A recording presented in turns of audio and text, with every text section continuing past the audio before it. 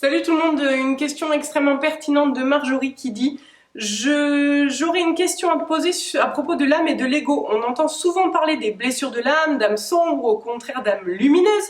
Pourtant, en parallèle, d'autres affirment que l'âme en elle-même est pure conscience, pure lumière, qu'elle est à l'image du divin et qu'elle est parfaite. Dans ce cas, où se situent les blessures? Est-ce que les blessures ne sont pas plutôt liées à l'ego? Et si ces blessures nous suivent sur plusieurs incarnations, cela signifie-t-il que notre ego suivrait notre âme dans ces différentes vies? Et enfin, pourquoi entend-on que certaines âmes seraient plus belles ou plus hautes que d'autres?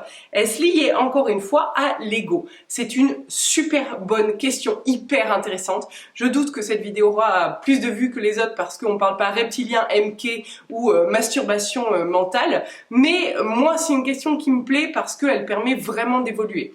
Alors déjà, je vais garder la question sous les yeux parce qu'il y en a plein en une et qu'il ne faut pas que j'en oublie. Déjà, le premier point que j'ai envie de mettre en avant, c'est qu'il y a beaucoup de personnes, surtout dans le domaine spirituel, qui aiment à dire « moi, je suis une vieille âme ». Une vieille âme, ça veut rien dire. C'est-à-dire que, par exemple, moi j'ai en tout 41 vies, 29 qui ont été importantes. Je pourrais en avoir que 9 et être hyper évoluée parce que j'aurais tout pigé en 9 vies, tout comme il y en a qui en ont peut-être 100 et qui ont jamais rien pigé. Et qui sont des gens qui n'apprennent pas parce qu'ils restent dans l'ego toute leur vie et du coup ils n'ont pas de conscience, de compréhension et donc ils restent cons. Donc une vieille âme, sous-entendu une âme qui a plein de vies, ça ne veut rien dire parce qu'on peut en avoir très peu et avoir compris beaucoup de choses, tout comme on peut en avoir beaucoup et n'avoir jamais rien compris. La première question, c'était où se situent les blessures? Parce que, effectivement, soi-disant que la conscience est amour pur. Je suis d'accord avec cette théorie-là.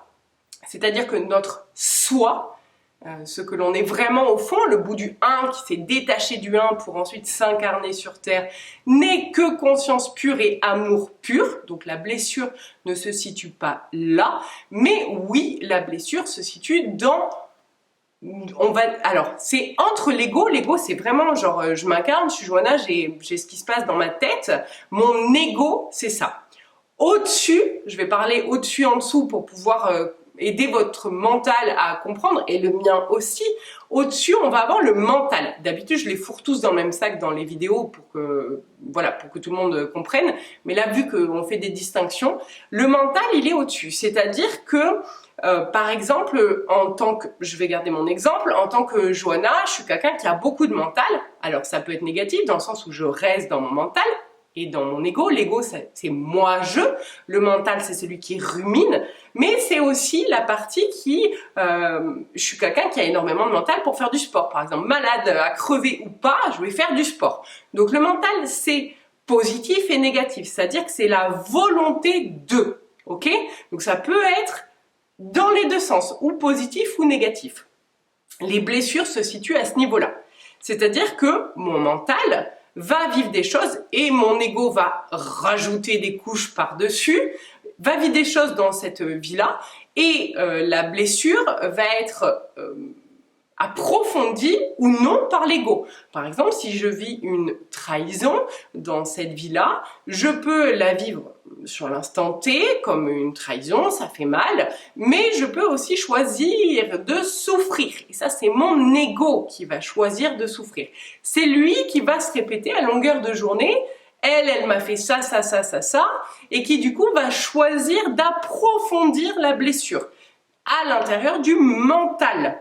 Le mental fait partie de l'aura, le corps mental.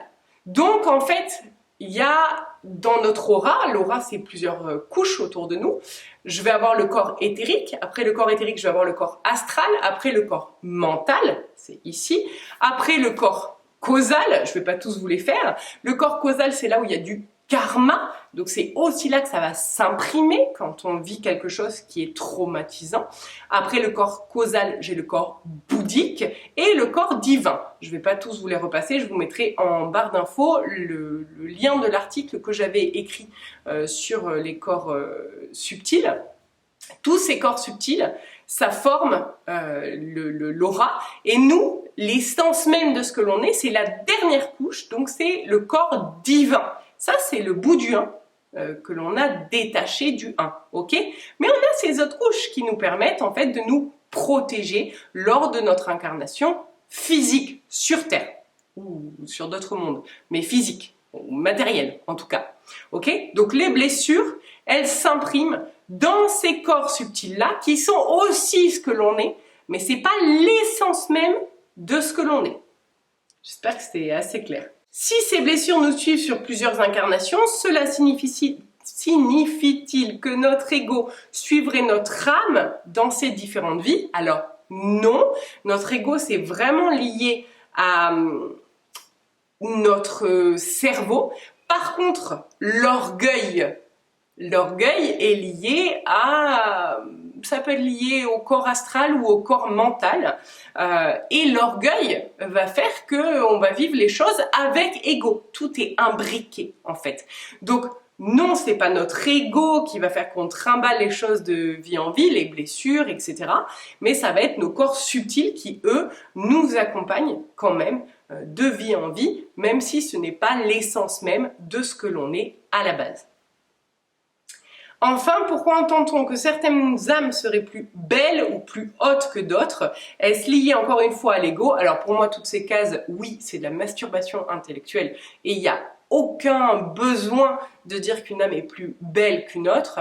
Je pense que ces personnes-là, ce qu'elles veulent dire en disant qu'une âme est plus belle, c'est peut-être qu'elle vibre plus haut ou plus amour, mais attention, parce qu'il y a énormément de personnes qui confondent le...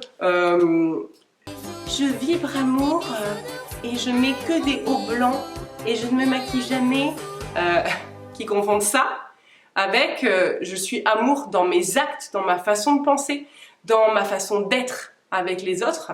Ça, c'est être amour. Et je pense que beaucoup de personnes confondent les deux entre l'apparence physique de « Ah tiens, ça sent le pur gourou » et l'autre où « Tiens, ça sent pas le pur gourou, du coup forcément c'est que c'est pas forcément amour », alors qu'en fait il y a une distinction à faire entre les deux.